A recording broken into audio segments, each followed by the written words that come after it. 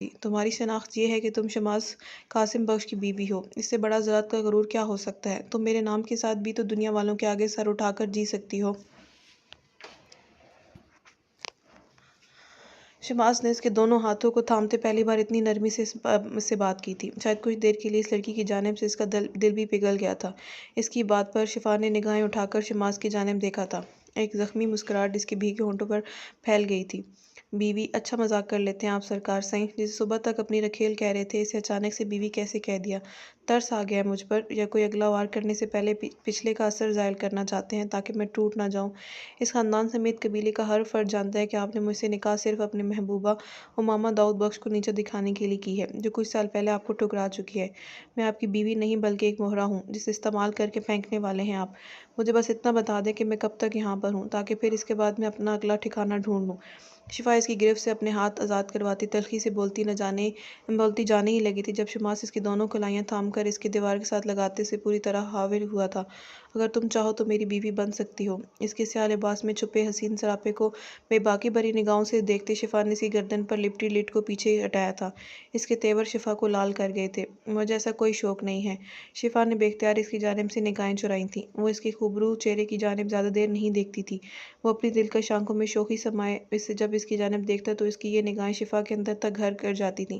اس کے ہونٹوں سے عین نیچے موجود تل اسے ہمیشہ مسکراتا نظر آتا تھا۔ وہ اس کی جانب زیادہ دیر نہیں دیکھ پاتی تھی اور وہ اپنی اس کیفیت کو سمجھ نہیں پا رہی تھی اور نہ ہی سمجھنا چاہتی تھی۔ تو پھر رو کیوں رہی ہو؟ شماس نے اس کی پلکوں میں ٹھہرے آنسوؤں کو انگلی کی پور پر چنتے پوچھا تھا۔ میں رو نہیں رہی۔ شفا اس کے پاس سے ہٹ جانا چاہتی تھی۔ یہ شخص بہت ظالم تھا۔ وہ اس کی کسی جھانسے میں نہیں آنا چاہتی تھی۔ اچھا تم مجھ سے گھبرا رہی ہو؟ وہ اب شفا کو تنگ کر رہا تھا۔ اس لڑکی کے غصے سے پھولے گالوں کو دیکھ کر اسے سکون محسوس ہوتا تھا۔ میں تم سے نہیں ڈرتی، شفا آگے ہوتے خفگی سے بولی تھی۔ اسی لمحے شماس نے بھی کچھ کہنے کے لیے اپنا چہرہ آگے کیا تھا جب شفا کے ہونٹ شماس کے ہونٹوں کو چھو گئے تھے۔ شفا خوفزدہ سی دیوار سے جا لگی تھی۔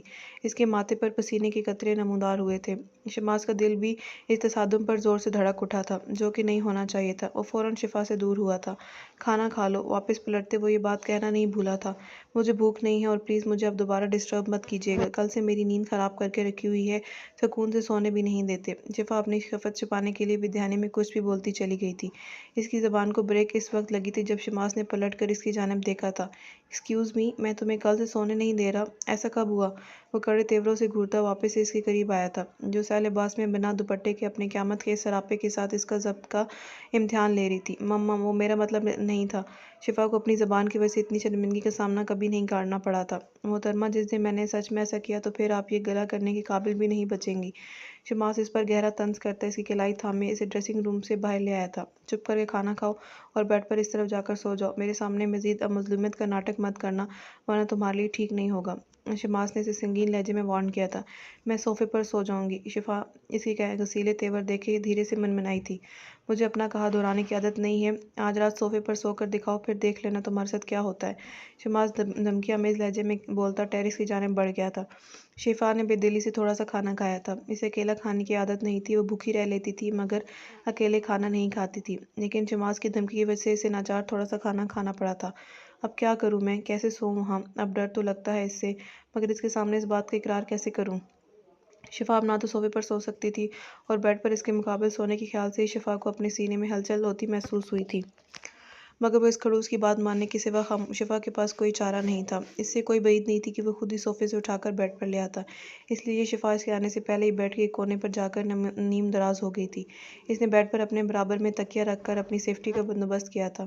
نرم گرم بستر پر سوتے کب نیند کی دیوی اس پر مہربان ہوئی تھی اسے پتہ ہی نہیں چلا تھا۔ جانے کتنے گھنٹے ٹیرس پر گزارنے کے بعد شماس بیڈ روم میں آیا تھا، جہاں وہ محترمہ سے کمبل میں لپٹی بیڈ کے کونے پر سکڑی سمٹی سو رہی تھی۔ شماس بیڈ پر نیم دراز ہوتے اس کی جانب دیکھنے لگا۔ یہ لڑکی رو رہی تھی، اذیت میں تھی، مگر وہ اس کی اذیت کو ختم نہیں کر پا رہا تھا۔ یہ لڑکی میرے لیے اتنی اہم نہیں ہے، پھر میں اس کے بارے میں کیوں سوچ رہا ہوں؟ شماس نے فوراً سے اپنی سوچوں پر سرزنش کی تھی۔ لیکن وہ میرے نام سے منسوب ہے، اس کی ہر خوشی اور غم کی ذمہ داری میری ہے۔ شماس نے کروٹ کے بل سیدھے ہوتے سے گھورا تھا، جو کمبل اتر جانے کی وجہ سے نیند میں کسمسا رہی تھی۔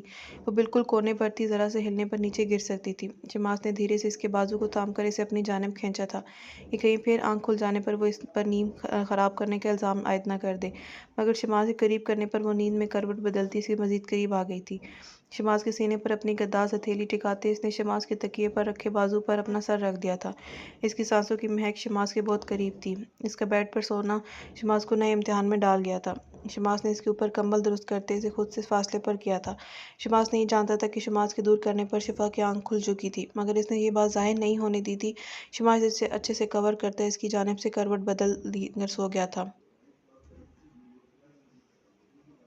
شماس کے سو جانے کے بعد شفا نے آنکھیں کھول کر اس کی جانب دیکھا تھا، جب ایک بھولا بسرا لاوارث آنسو اس کی آنکھ سے پھسل کر تکیے میں جذب ہو گیا تھا۔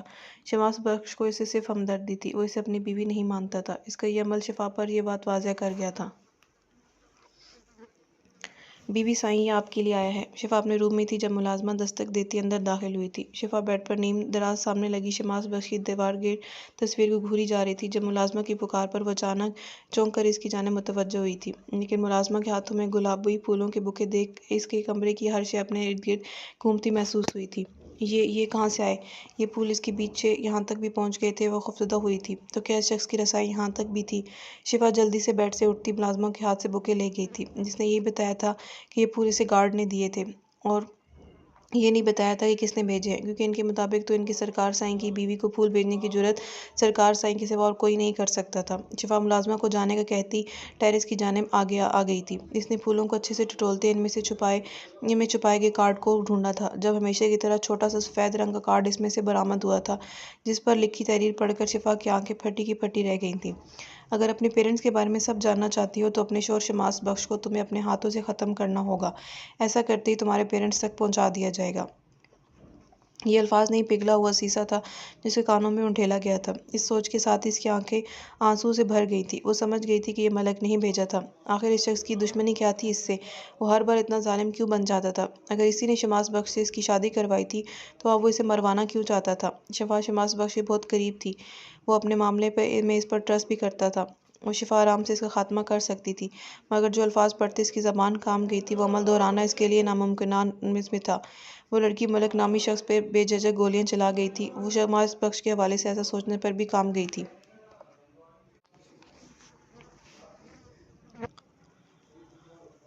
جبکہ ایسا کرنے کے عوض نہ صرف اسے شماس بخش کی قید سے بھی چھٹکارا مل جاتا بلکہ اس کی شناخت بھی اس کے سامنے آ جانی تھی، اگر وہ ایسا نہیں کر پائی تھی۔ وہ جو بات اس کے لیے اپنے لیے حیران کن تھی، یہ شخص کچھ ہی دنوں میں اسے اتنا عزیز تر کیوں ہو گیا تھا؟ شفا نے اپنے دل سے یہ سوال پوچھا تھا، جس کی جانب سے ملنے والے سگنل اسے خود سے بھی خفا کر گئے تھے۔ وہ جس مرض سے پوری زندگی بچنا چاہتی تھی، اسے محسوس ہو رہا تھا کہ وہ اس کا شکار ہو چکی تھی۔ شفا، وہ ابھی اپنے دل کے انکشاف پر اسی شاک میں گری کھڑی تھی جب شماس کی آواز اسے کانوں سے ٹکرائی تھی۔ وہ روم میں تھا اور شاید اب ٹیرس کی جانب آ رہا تھا۔ شفا نے گھبرا کر اپنے ہاتھ میں پکڑے پھولوں کی جانب دیکھا تھا۔ اسے اچانک سمجھ نہیں آیا تھا کہ وہ انہیں کہاں چھپائے۔ وہ جلدی سے دونوں ہاتھ اپنی کمر کے پیچھے باندھتی خود کو نارمل کرنے کی ناکام کوشش کرتی چہرے پر مصنوعی مسکراہٹ سجا گئی تھی۔ تم یہاں کیا کر رہی ہو؟ شماس اس قریب آتا اس کی غیر معمولی کنڈیشن نوٹ کر چکا تھا۔ کچھ نہیں، وہ ہوا کھانے آئی تھی۔ شفا کے ماتھے پر پسینے کی بوندیں نمودار ہوئی تھیں۔ وہ بالکل ریلنگ کے ساتھ ٹیک لگا کر کھڑی تھی۔ پھولوں اور کارڈ پر اس کی گرفت کافی مضبوط تھی۔ کریم کلر کے کلف لگے لباس میں سینے پر دونوں بازو باندھے اس کے مقابل آن کھڑا ہوتا اس کے اوسان مزید خطا کر گیا تھا۔ اس کے وجود سے اٹھتی دل فریب مہک شفا کے اعصاب کو اپنے اثار میں جکڑ رہی تھی۔ اس کے ہاتھ بالکل کمر پر بندھے ہوئے تھے۔ وہ نہ تو خود یہاں سے ہٹ سکتی تھی اور نہ ہی شماس کو خود سے دور رکھنے کی کوشش کر سکتی تھی۔ اچھا، پر تمہارا رنگ کیوں اڑا ہوا ہے؟ ایسا لگ رہا ہے مجھے جیسے مجھ سے کچھ چھپا رہی ہو۔ شماس دھیرے دھیرے اس کے قریب ہو رہا تھا۔ نہیں، میں کیوں کچھ چھپاؤں گی؟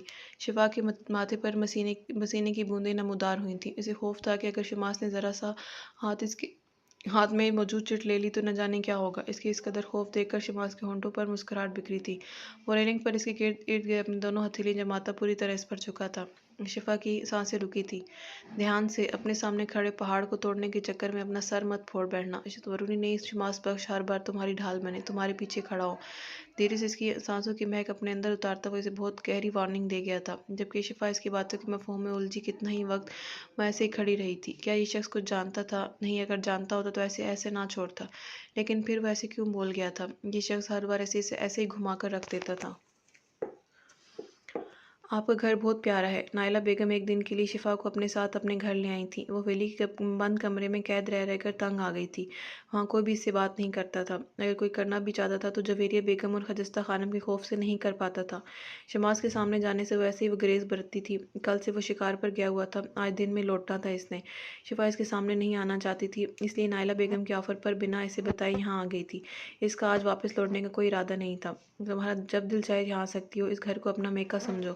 نائلہ بیگم کی بات پر شفا کے ہونٹوں کی مسکراہٹ سمٹی تھی، مگر اگلے ہی لمحے اس نے خود کو سنبھال لیا تھا۔ بی بی سائیں، سرکار سائیں کا فون ہے، آپ سے بات کرنا چاہتے ہیں۔ ملازمہ نے موبائل نائلہ بیگم کی جانب بڑھایا تھا۔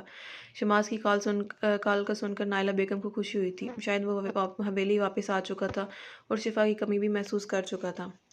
نائلہ بیگم سے حال احوال کے بعد اس نے شفا کو واپس بھیجنے کی ہدایت کی تھی۔ مجھے آج واپس نہیں جانا، مجھے آپ کے ساتھ یہیں رہنا ہے۔ شفا کی آواز اسپیکر کے پار شماس بخش تک بآسانی پہنچ چکی تھی۔ وہ واپس نہ جانے کی خاطر نفی میں سر ہلا رہی تھی۔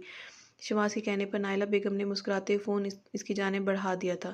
وہ اندر سے خوف زدہ سی موبائل پکڑنے سے انکاری ہوئی تھی، مگر نائلہ بیگم کے کہنے پر ناچار اسے موبائل پکڑنا پڑا تھا۔